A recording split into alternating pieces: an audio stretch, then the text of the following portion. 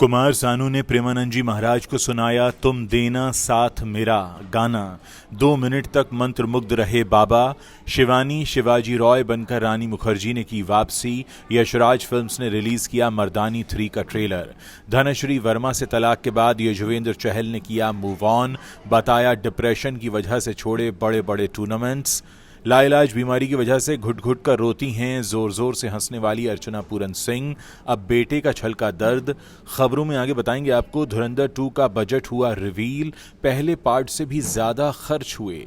2026 की सबसे महंगी बॉलीवुड फिल्मों में हुई एंट्री और पूरी मेरी गलती थी। करियर में देर से मिली सफलता पर छलका नीना गुप्ता का दर्द।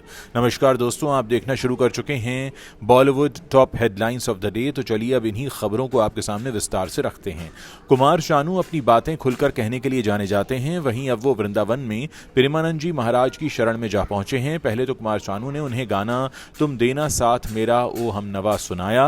प्रेमानंद जी भी उनके गाने को ध्यान से सुन रहे थे और वो मंत्रमुग्ध हो गए। बाद में महाराज जी ने उनकी खूब तारीफ की। प्रेमानंद जी महाराज ने उनसे कहा कि हमारी सांसें बहुत कीमती हैं। आपने 50 सालों में जो ऐश्वर्य कमाया है, ऐसी कीमती सांसों में हम भगवान का अगर नाम लें तो हमारा जीवन सफल हो जाएगा।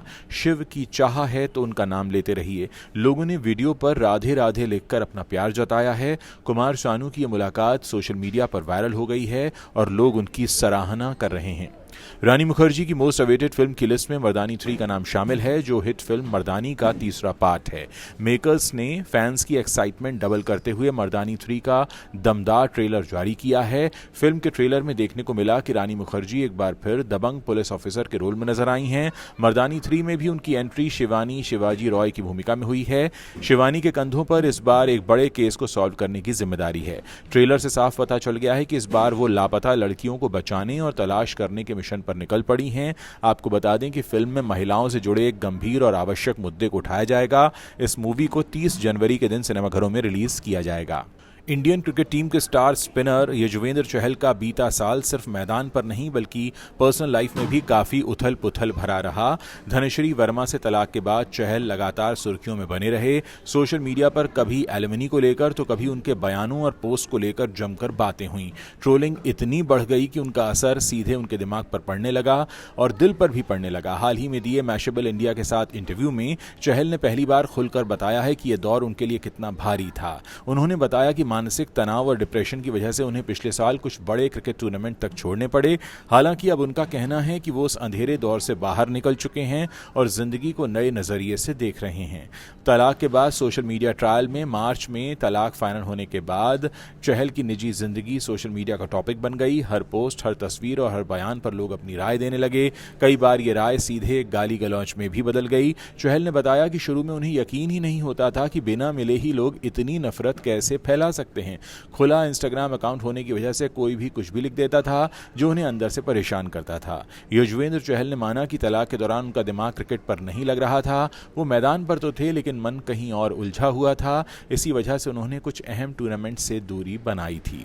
नेटफ्लिक्स पर आ रहे comedy show the great Indian couple show की जज और अपनी हंसी को लेकर मशहूर रही अर्चना पूरन सिंह अपने एक वीलॉग में उस वक्त भावुक हो गईं जब उनके बेटे आयुष्मान ने सोशल मीडिया पर उनके लिए एक इमोशनल वीडियो शेयर किया, जिसे अर्चना ने वीलॉग में देखा और अपनी भावनाओं पर फिर वो काबू नहीं रख पाई।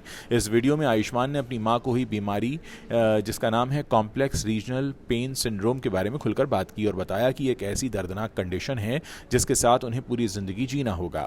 आयुष्मान ने बताया कि पिछले साल उनकी मां अर्चना का हाथ फ्रैक्चर हो गया था और उसी के बाद उन्हें CRPS होने का पता चला। उन्होंने कहा कि उन्हें अपनी मां पर बेहद गर्व है क्योंकि इतना सब झेलने के बावजूद उन्होंने 2-3 फिल्मों और एक वेब सीरीज की शूटिंग की, 1 महीने तक लगातार 30 दिनों में काम किया और कभी शिकायत नहीं की। आयुष्मान ने यह भी कहा कि 60 से ज्यादा उम्र में यूट्यूब चैनल शुरू करना और नई चीजें करना उनकी मां की हिम्मत और मजबूती को दिखाता है।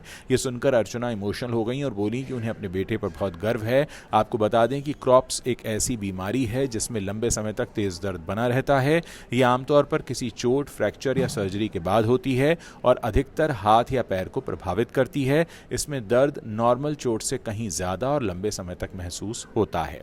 रणवीर सिंह की फिल्म धुरंधर को लोगों ने बेहद प्यार दिया है और इसने जमकर कमाई भी की है। फिल्म की बॉक्स ऑफिस पर अभी भी पकड़ बरकरार है। इस बीच फिल्म धुरंधर 2 का बजट रिवील हो गया है। फिल्म धुरंधर पार्ट 2 का बजट लगभग 250 करोड़ रुपए रखा गया है।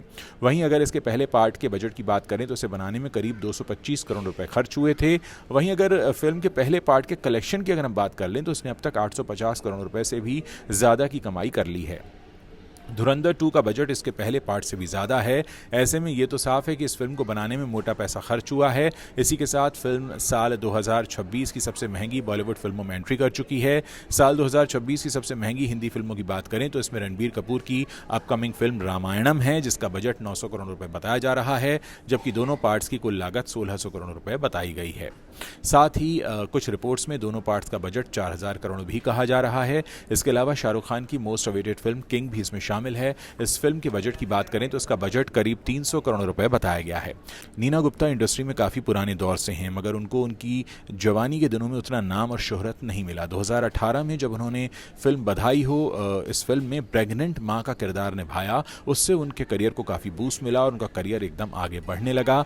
नीना अक्सर अपने निजी जीवन और करियर के विषयों में बात करती रहती हैं, जिसमें एक पॉडकास्ट के दौरान उन्होंने अपनी लेट सक्सेस के लिए खुद को ही दोषी ठहराया है। हाल ही में करिश्मा मेहता ने नीना गुप्ता को अपने पॉडकास्ट में बुलाया था, जहां पर उन्होंने उनसे कई सारे सवाल पूछे। उसमें से एक सवाल नीना गुप्ता की लेट सक्सेस को लेकर भी था। इस पर नीना गुप्ता ने बोला कि देर से सक्सेस मिलने को लेकर वो अपनी खुद की गलती ही मानती हैं। उनके ऊपर कोई नहीं था जो उन्हें रास्ता दिखा पाता और कुछ छोटी बड़ी गलतियों के कारण उन्हें निराश होना पड़ा।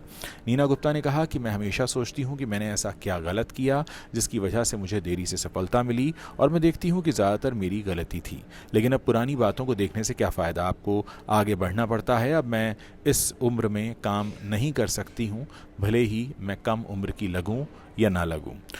फिल्म प्रोड्यूसर हैं मुकेश भट्ट। इन्होंने अपनी फिल्म आवारापन 2 की रिलीज में देरी की खबरों पर चुप्पी तोड़ते हुए कहा है कि फिल्म में देरी इसलिए हो रही है क्योंकि फिल्म पर अभी कुछ काम करना बाकी है, और ना कि इसलिए कि वो फिल्म धुरंधर 2 के आसपास थिएटर्स में लाने से डर रहे हैं। दरअसल आवारापन 2 साल 2007 की action romantic drama film Awarapan का सीक्वल है, जिसमें इमरान हाशमी लीड रोल में थे। मीडिया में ऐसी खबरें आई थीं कि आवारापन 2 13 अप्रैल को रिलीज नहीं होगी क्योंकि फिल्म धुरंधर पार्ट 2 और यश की फिल्म टॉक्सिक 19 मार्च को रिलीज हो रही हैं। पत्रकारों से बात करते हुए मुकेश भट्ट ने कहा कि फिल्म की रिलीज डेट अब मई या जून में शिफ्ट की गई है क्योंकि शूटिंग के दौरान इमरान हाशमी का एक्सीडेंट हो गया था और उन्हें सर्जरी करानी पड़ी। मुकेश भट्ट ने कहा कि इन्हीं वजहों से इमरान हाशमी 45 दिनों तक एक्शन नहीं कर पा रहे हैं, इसीलिए सारे एक्शन सीक्वेंस अब बाद में शूट होंगे। मैं धुरंधर 2 और टॉक्सिक से बिल्कुल नहीं डरता। विजय थलपति की आखिरी फिल्म यानी लास्ट फिल्म जननायकन की रिलीज को लेकर मुश्किलें बढ़ती जा रही हैं। मद्रास हाई कोर्ट की डिवीजनल बेंच ने का जो सिंगल जज बेंच है उस आदेश पर अस्थायी रोक लगा दी गई है, जिसमें फिल्म को यूए सर्टिफिकेट देने का आदेश दिया गया था।